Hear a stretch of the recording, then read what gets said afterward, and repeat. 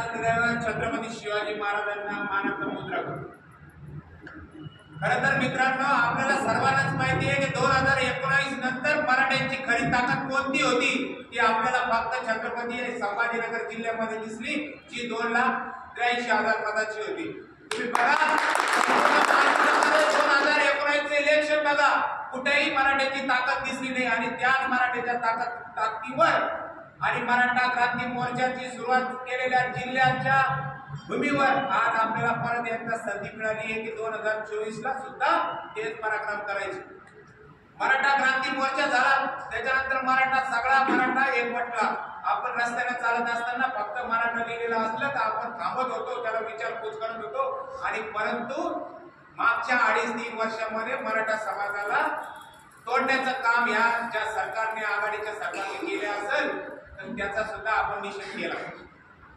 त्याच्यानंतर मनोज जरांगे पाटलांचं आंदोलन सुरू झालं, परत मराठा एकवटला गेला आणि त्याच मराठ्याला पुन्हा संपवायचं काम या महायुतीच्या सरकारने केलं। आणि मग अशा परिस्थितीमध्ये आपण सगळे तळागाळातले मराठा समाजाचे कार्यकर्ते, आपण कोणत्याही पक्षाचे लालन चालून करणारे लोक नाही, कुठल्याही संघटनेला पैसा घेऊन काम करणारे आपण कार्यकर्ते नाही, आपण स्वतःच्या ताकदीवर उभे राहिलेले कार्यकर्ते। आजपर्यंत तुम्हाला सर्वांना माहित असेल, आंदोलन करणारे कोण? आपणच। उपोषण करणारे कोण? आपणच। गावामध्ये गावबंदी करणारे कोण? आपणच। बॅनर चिटकवणारे आपणच। कोणाच्या पैशाने केलं आपण हे सगळं? आपल्या स्वतःच्या पैशाने केलं। आजची जी बैठक झाली, कालची जी बैठक झाली, ती सुद्धा समाजाने केली, बाकीच्या कोणाच्या पैशाने आपण केली का? अजिबात नाही। मग मला असं सांगा की ज्या राजकीय पक्षाने आपल्याला दोन्ही वेळेस फसवलं, एकाने मुक्का मोर्चामध्ये फसवलं आणि दुसऱ्याने आमच्या आई बहिणीच्या अंगावर लाट्या काट्या घालून आम्हाला फसवलं, सगळे सोयरे कायदा केलं नाही, आपल्याला फसवलं।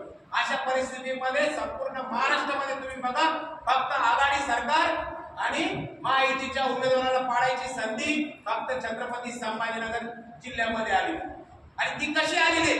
खरं तर मनोज जरांगे पाटील म्हणतात की अपक्षाला मतदान करू नका, अपक्षाला जवळ करू नका, परंतु मनोज जरांगे पाटील त्याच्या पाठीमागे असं पण म्हणतात की तुम्ही समाजासाठी निस्वार्थपणे काम करणारा कार्यकर्त्याला सुद्धा निवडलं तरी इथे सुद्धा ही सुद्धा बातमी आपण महत्वाची घेतली पाहिजे। कारण 2019 नंतर आपण नेहमी ऐकू लागलो याच्यामुळे हा निवडून आला। मी तुम्हाला सर्वांना सांगतो मित्रांनो, हर्षवर्धन जाधव मुळे इम्तियाज जलील निवडून आलेला नाही। चंद्रकांत खैरे यांना 2,83,000 मराठ्यांचा विरोध होता म्हणून चंद्रकांत खैरेला मतदान केलं। आणि त्याचं दुसरं कारण असं आहे की चंद्रकांत खैरे फक्त 4,500 मतांनी पडले आणि 4,500 मतांनी पडायचं कारण काँग्रेसचा उमेदवार होता तो मारवाडी समाजाचा होता आणि जे पारंपरिक मतदार खैरे साहेबांना 15-16,000 मारवाडी समाजाचे जे मारवाडी समाजाचे होत होते हिंदुत्वाच्या नावाखाली ते जांभट साहेबाला झालं म्हणून इम्तियाज जलील निवडून आला। मराठ्यांमुळे इम्तियाज जलील निवडून आलेला नाही। मराठ्यांनी फक्त मराठा समाजाच्या उमेदवाराला मतदान केलं। का मतदान केलं? त्या बिचाऱ्याने 288 आमदारांपैकी एकच मराठा निघाला, त्याने आपला राजीनामा 6 महिने अगोदर फेकलेला आहे आणि तो मंजूर झाला। आणि जवळपास कन्नडच्या शेतकऱ्यांना माहिती आहे की आपल्याला 6 महिने निधी मिळाला नव्हता, याचा अर्थ त्याला खरा तो राजीनामा दिला होता, त्याच्यानंतर त्याची पेन्शन सुद्धा बंद झाली होती, परंतु काही कारणास्तव टेक्निकल याच्यामध्ये बसल्यामुळे त्यांची परत पेन्शन सुरू झाली, ती सुद्धा त्यांनी आपल्याला लाठीचार्ज झाला तेव्हा नाकारली होती। त्या माणसाची आर्थिक परिस्थिती तुम्ही जर बघितली असेल, फॉर्म भरले सगळ्यांनी, सगळ्यांच्या प्रॉपर्ट्या वाढलेल्या दिसू राहिल्या, या माणसाची प्रॉपर्टी कमी झालेली दिसली, ती पण 4-5 कोटी। याचा अर्थ काय झाला? हा माणूस मॅनेज होतो का? नाही होत। त्याला मॅनेज व्हायची संधी आली का? आल्या। त्यांच्याजवळ अनेक भूलथापा आल्या असतील, काही त्यांच्याजवळ संधी आल्या असतील, पण त्या संधीचा फायदा करून घेतला असता। एखाद्याला 10 कोटी 5 कोटीची जर ऑफर आली असती ना तर त्याने पटकन घेतली असते आणि ती या हर्षवर्धन जाधवनी नाकारली। याचा सगळ्यात पहिले आपल्याला सारख्या मराठा समाजाच्या कार्यकर्त्याला अभिमान वाटला पाहिजे की आपला जो नेता तो निस्वार्थ आहे, तो पैशाचा लोभी नाही। नाही तर मग मराठा समाजाला विकून तर अनेक मोठे झाले, मराठा समाजाला विकून अनेक मोठे झाले। आणि आता जे उमेदवार आपण कंपॅरिझन करतोय की भुमरे साहेब, आपण मराठा समाज उमेदवाराला म्हणून पोहोचतोय.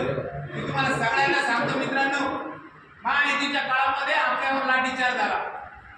त्यांनी आदेश दिला का नाही माहित नाही, पण ते शिवा शेजारी होते, गोद्या पट्टात होते, ते किती वेळा पोहोचले तिथं हा सुद्धा विचार तुम्ही केला पाहिजे.